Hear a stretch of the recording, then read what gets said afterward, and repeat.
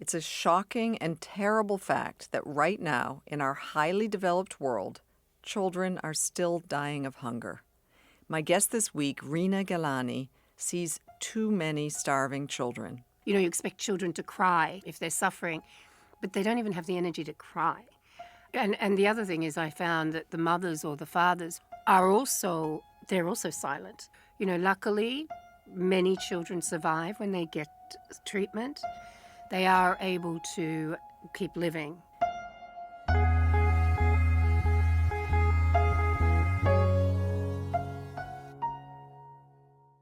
Reena is the United Nations Famine Prevention and Response Coordinator. We spoke just after she got back from drought-hit regions in Ethiopia. She told me what she'd seen there. From the United Nations, I'm Melissa Fleming. This is Awake at Night.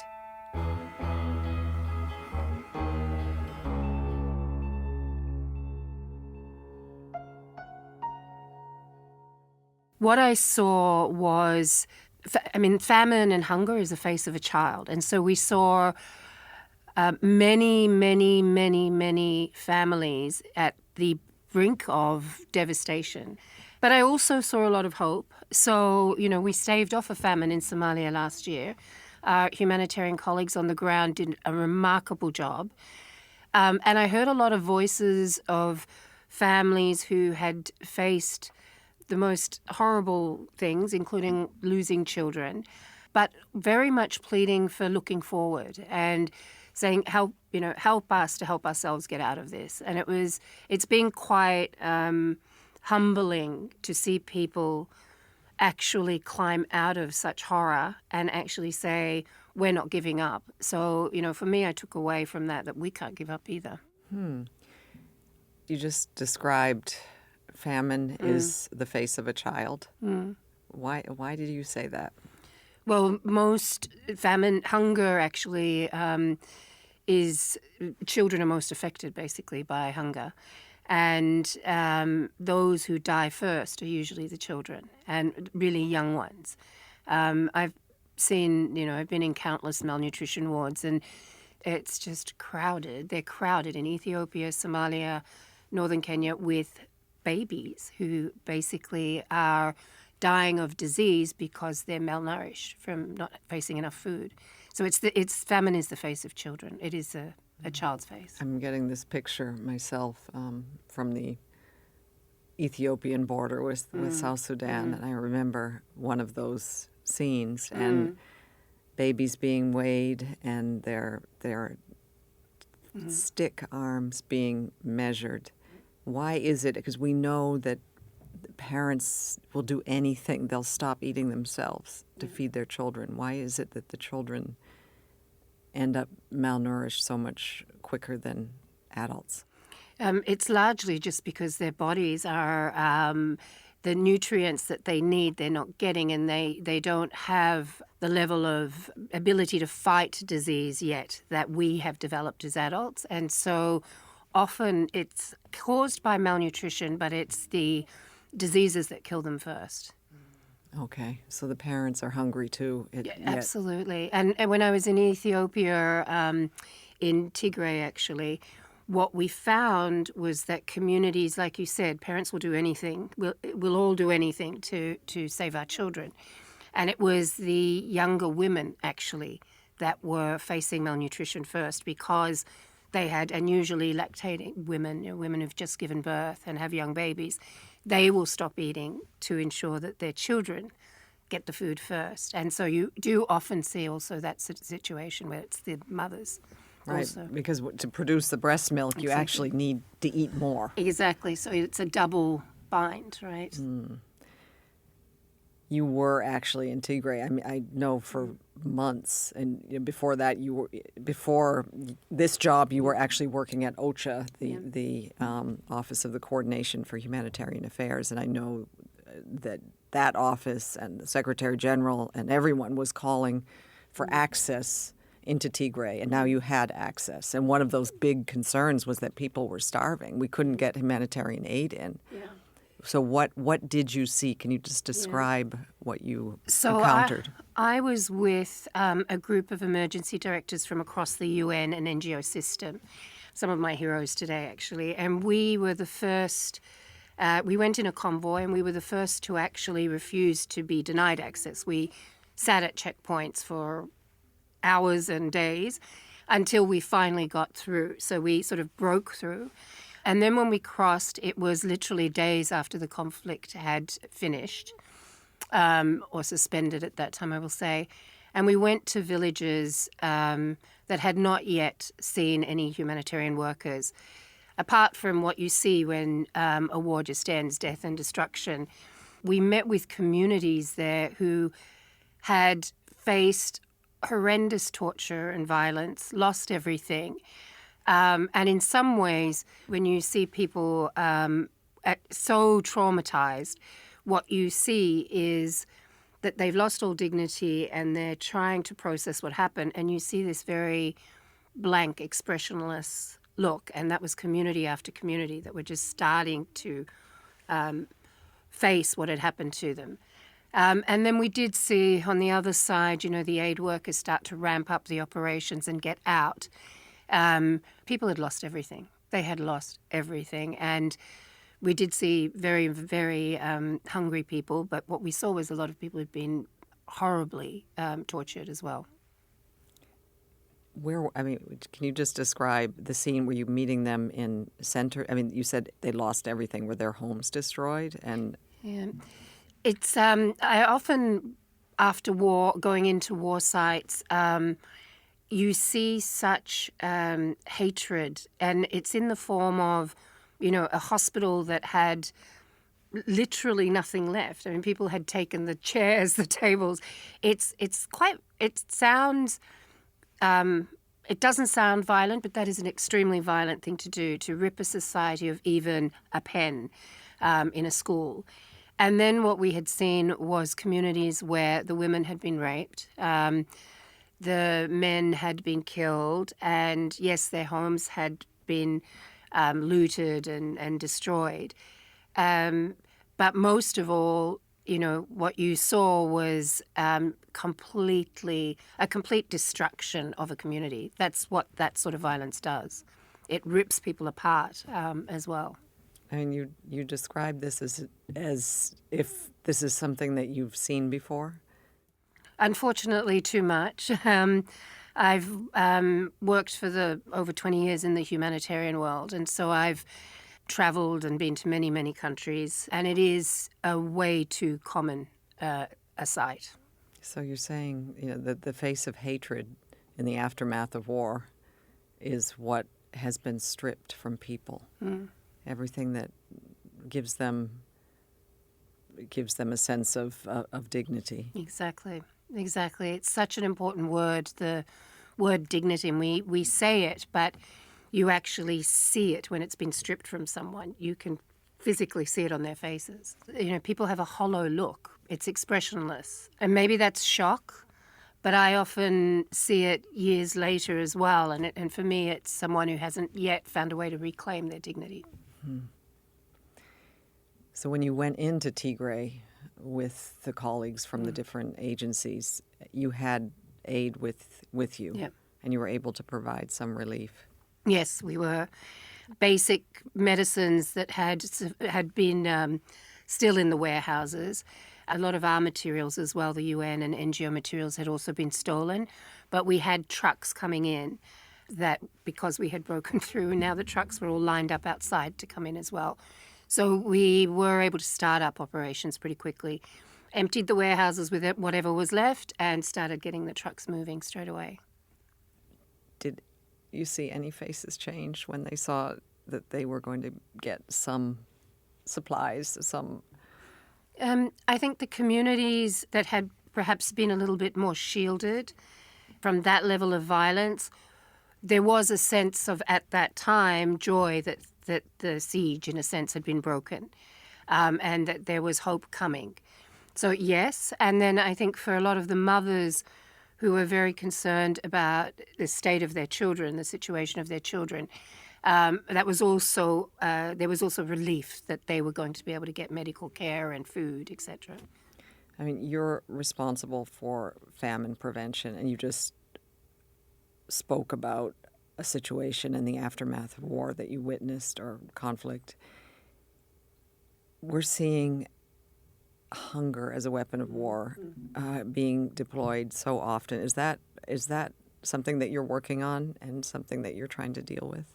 Yes, it's an issue that unfortunately is also still way too common. I think the first time I really saw hunger being used so blatantly as a weapon of war was Syria, actually, in the early days when they were sieging communities. Unfortunately, that still happens a lot. And conflict is the biggest driver of hunger. Climate is fast catching up, and of course we have this economic situation that's a complex cocktail there.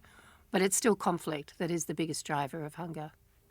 I mean, when you, maybe back to that day and those days that you spent in Tigray, did you get a chance to speak to some of these families, and what did they tell you? Yes, we spoke to a lot of communities. We spent a lot of time with particularly women. They wanted the world to know what had happened to them, and they wanted justice. And you're saying that what had happened to them was the worst of all things that can happen to a woman short of killing them. Yes. When we would ask women, tell us about who was most likely to be attacked, it was the first time where I'd heard any age, any woman. It's almost systematically going through communities to strip them of who they are. And it didn't matter what age you were. What did they say? I mean, you said that you spoke to them. Obviously, you came, you brought relief, you brought food, you brought medicines, but you asked them to tell you what did they need. What was there a common kind of request? They wanted safety. They wanted security.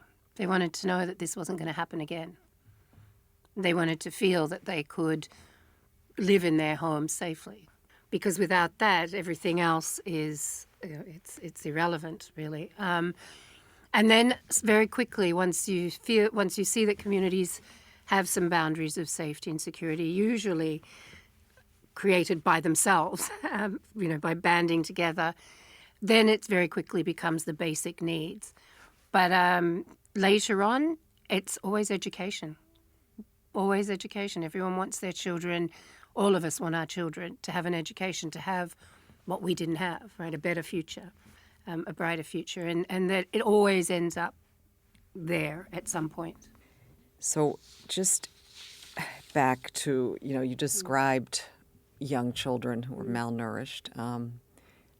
What is it like when a child arrives to one of these facilities and is malnourished? What is the treatment? They're usually treated for whatever disease it is that's brought them there, and then they are given basic vitamins pumped back into their body to help them develop back their immune system and give their body nourishment so their body organs can function again. Usually when you go into some of these clinics where the worst of those affected are, I often describe it as this sort of deathly silence. It's quiet. And I always found that shocking. The first time I went to one of these centres, you expect children to cry if they're suffering, but they don't even have the energy to cry. So once, and the other thing is I found that the mothers or the fathers who brought them there, they're also silent. It's a very eerie ward to be in. But, luckily, many children survive when they get treatment. And once they get the nutrients they need and their bodies are treated for the diseases they have, they are able to keep living. It's those who haven't made it there that I think we really should be worried about.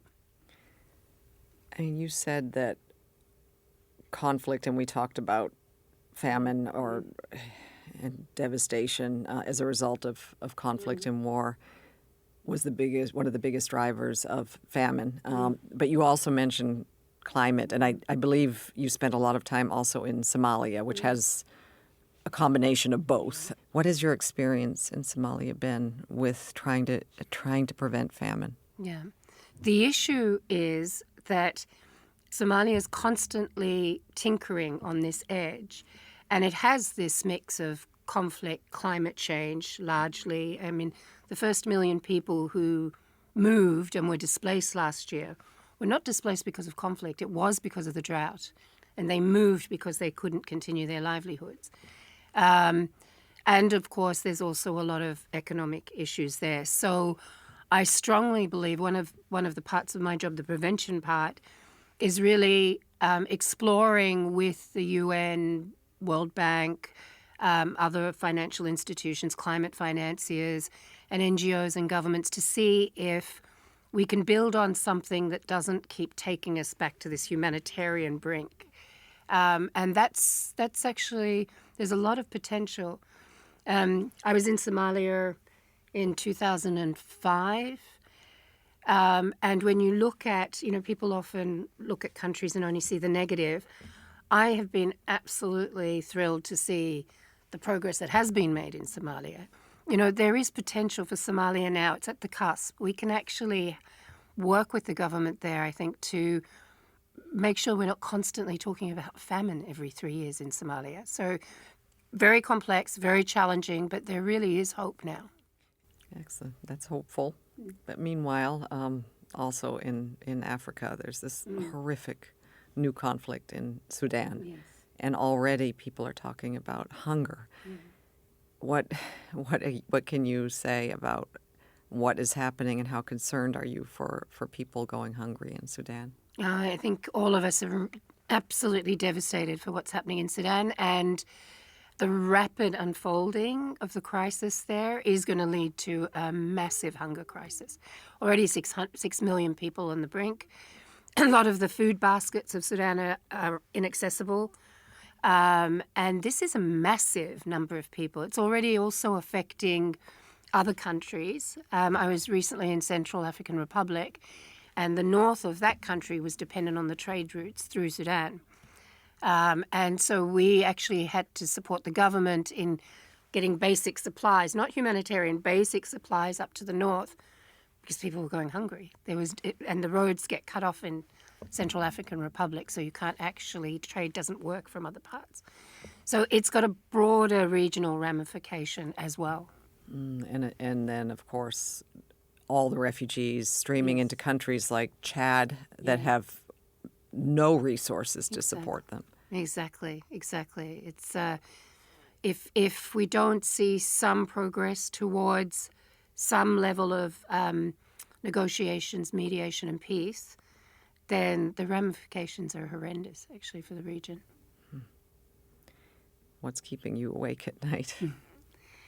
I would say, I'm going to tell you a story, if that's okay. In this job, I met a woman, and I tell this story often because she's also someone who's told me, tell my story. And her name is Kadiata, and we met in a ad hoc displacement camp. It wasn't one that was organized with assistance. And we were talking, she was stirring a pot.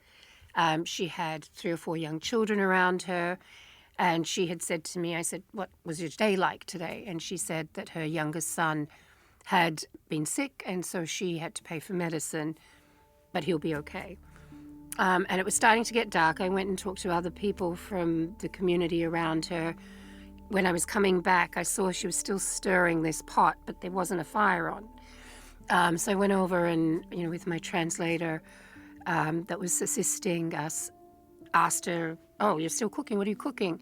And she opened the lid and showed me, and it was empty. And what she had said was that, my children will slowly fall asleep and they won't realize they're not getting dinner tonight. And she said, and tomorrow they will be fed. I will find a solution tomorrow, but today I had to spend the money on the medicine. And this is not a one-off. An NGO colleague had told me a similar situation that he had seen in Somalia a few months earlier. So there's many Kadiatas out there. And I thought, what keeps me awake at night? Yes, of course, it's the Kadiatas, but it's actually her, her drive to find, in an odd way, a solution. and that tomorrow she's going to wake up and fight again to find that way of feeding her children. So what keeps me up at night is, what more can we be doing? What else is there out there that we haven't thought about, that we should be finding ways to support the Kadiatas of the world to feed her children tomorrow? They keep trying, we keep trying. It's actually really, really quite sad, stirring an I empty know. pot It's a to give them devastating story. until they fall asleep. That is, I can imagine. I mean, after Russia invaded Ukraine, I think the world woke up to the realization that there is so much dependence by many countries on Ukrainian grain, on Russian fertilizer, and this had an immediate effect on food prices around the world. What effect is this having in the places that you're most concerned about? What it does say is that our food systems, the way the world feeds itself, is broken. And it's too dependent on 3 or 4 large suppliers and corporations. And so we have to start looking at diversifying so that we don't get into a situation where one war can have such rippling effects across the food system around the world. And a war in Europe, A war and in Europe, yeah. where many of the countries dependent on that grain actually could be growing it themselves. Yeah, absolutely. They've got, the amount of arable land in Africa that's not being fully cultivated. There's the potential is there. It has massive natural resources, minerals. So, rethinking some of the ways that that Africa's been governed it's the future. It'll not only have the potential to feed Africa, Africa has the potential to feed the world. We've focused a lot on Africa just now and a bit on Syria, and Afghanistan, though, is a country that you've also spent time in, and I'm wondering, how concerned are you about the potential for famine in Afghanistan now? With the situation in Afghanistan, I mean, the devastation that's happened for women's rights, it affects the food system. I mean, it just affects how you feed families and how you produce food. The economic situation of Afghanistan can't cope with this, and we will see the most vulnerable suffer. And as we get, into the winter seasons, that's when you see hunger climb in Afghanistan normally, and we will continue to see that. I was in Afghanistan actually just before the Ukraine war. I was there in Kandahar the week that the war started, and we were there again with a group of emergency directors from the different UN agencies and NGOs, and we had visited girls who were, at that time the Taliban had not pronounced about education and the lack of education for girls and working rights for women. But the young girls then, they were absolutely devastated, and they were talking about the fact that they would be unable to work, and many of them were supporting their families, unable to go to school. All of this leads to, hunger. Basically, they were actually identifying that as one of the issues. How will we feed our communities if we can't work? And the other thing we did see, we went to, again, one of these nutrition wards, and there would have been 3 or 4 children to a bed, and this was the Better Hospital. And then we heard that the war in Ukraine was likely. It was exactly the day before the tanks went in, and we were just devastated, because we were devastated for Ukraine, devastated for the world, but devastated because who's going to focus on these children now? The world's attention is going to turn, and we're going to struggle now to keep this going. And I think Afghanistan's facing a little bit of that attention, but not really the sort of programming that needs to happen right now. You're Australian. You were born in Uganda. Why were you born in Uganda? I'm just curious. So I'm from a family of Indian origin, and we, for a number of generations, were in East Africa, Uganda. And when they went there as traders and to, back in the day to build railway tracks, and they grew into a business community, basically, my family. And when Idi Amin, who was quite a dictator, had exiled any Asian Africans, Ugandan citizens, my family fled. My father actually had fled a little bit earlier. He had seen the signs coming. He's a doctor. And we were fortunate enough for the Australian government to sort of say anyone that was on their books that had applied, they would take them. So we were the luckier ones. We had a place to go, and he was able to, immediately work in the medical field. But many others back then, they fled and as refugees and restarted their lives. How old were you when you had I to was leave? almost 3. Okay, so you don't remember I don't much remember about your much at childhood, all. but No. obviously you've No, still kept a kind of connection to absolutely. Africa. Absolutely. I love East Africa very much. And we've gone back, and it's a really interesting time. I have 2 young boys, and they're learning a lot about, my partner is Belgian, so they're learning a lot about this other side of their family that wasn't so apparent before. Because you're living now in Nairobi. In Nairobi, That's yes. where you're based. Yes. What inspired you to want to work as a humanitarian? I think I was always interested in social justice because of my family's background. It was always an area that I was interested in.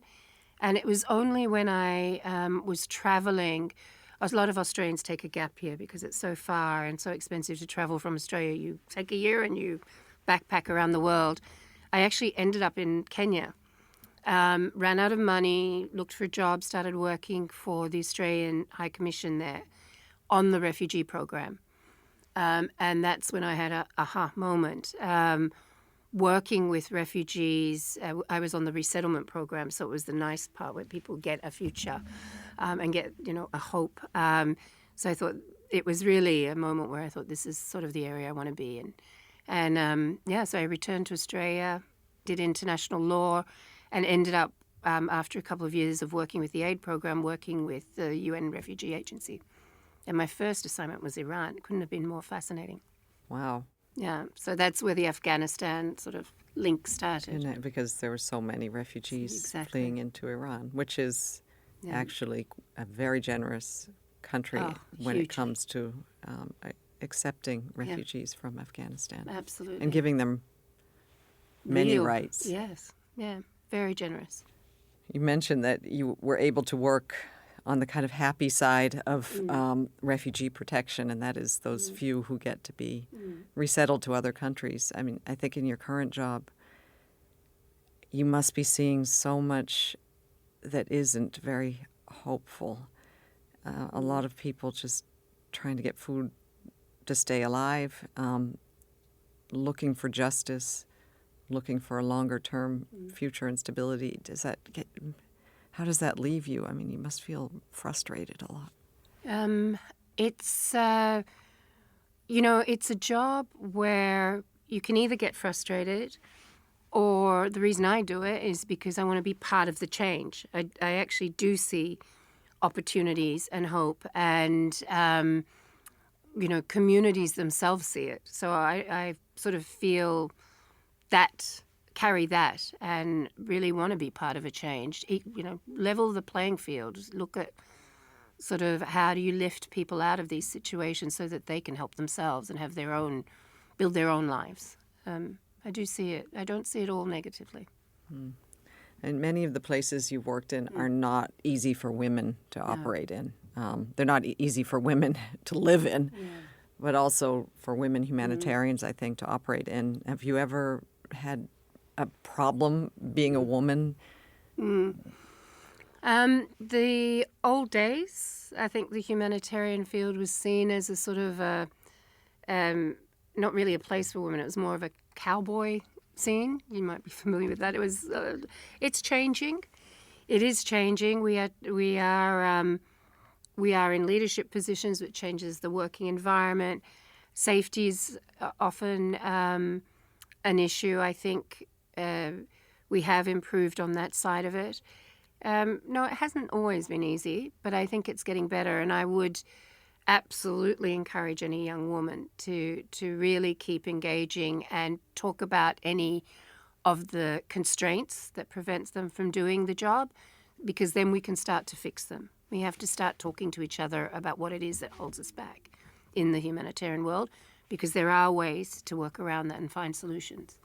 I mean, many of humanitarian colleagues, most humanitarian colleagues are working in places that other people are running away from. Yeah. They're working in places where they can't bring their families. They're called non-family duty stations. Is it particularly hard for a woman humanitarian worker to, keep a marriage, have a family, or is it difficult for both man and woman?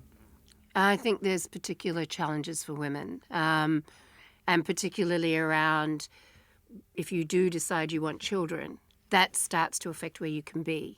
And I think it is different for men and women in that regard still. But, I've worked in many places where we've looked at how do you get young women to stay and find ways to make that balance with family life. And I think, like I said, I think we're getting better at this. It's still very difficult. Sometimes young women do say it's one or the other. And I say, no, it's not. Let's look around. There's periods of time where maybe you can't work in the danger zone, but there's other opportunities for you in the field, right? There's other ways of continuing your career. You're in Nairobi and able to travel to the field but come home to your two children. Exactly. How old did you say they are? So my two boys are, Kian and Emil, they're 13 and 11. Mm. What impact do you think your work has had on their lives? How has it influenced them? They are very much exposed to a range of cultures and different types of people in our world. They've traveled. They've actually spent most of their childhood in New York and now moved to Nairobi. So we haven't moved around that much while they've been quite stable. But they are fascinated in the world. And so, my son woke up and was the one that told me what had happened in one part of the world the other day. So they're following things that perhaps at their age I didn't follow. So they've broadened, I think, their horizon. What did they say after they arrived in Nairobi? What was different for them, having lived in New York, having grown up in New York? Yeah, it was very different for them. They obviously loved the green and, being able to run around in a garden. So all of that part of it was great.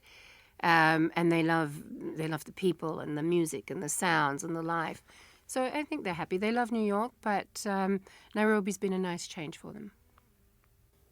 You mentioned how people have told you how they want a better life for their children. How can we, as the international community, get better at giving them that? We absolutely have to ensure that we continue to save lives, the immediate response, but we have really got to speed up how we support governments to ensure that people have a future, not just a life today. And there's a lot more risk-taking involved. Can you see a future where there'll be no more hunger? I have to believe that there's going to be what I call a famine-free future. Reena, thank you so much. Thank you. Thanks, Melissa. Thank you for listening to Awake at Night. We'll be back soon with more incredible and inspiring stories from people working against huge challenges to make this world a better and safer place. To find out more about the series and the extraordinary people featured, do visit un.org/awake-at-night. Do subscribe wherever you get your podcasts, and please take the time to review us. It helps more people find the show. Thanks to my editor, Bethany Bell, to Adam Paler, and to my colleagues at the UN, Katerina Kitidi, Roberta Politi, Geneva Damayanti, Tulan Batiki, and Becerra Kostova, and the team at the UN studio. The original music for this podcast was written and performed by Nadine Shaw and produced by Ben Hillier. Additional music was by Pascal Wise.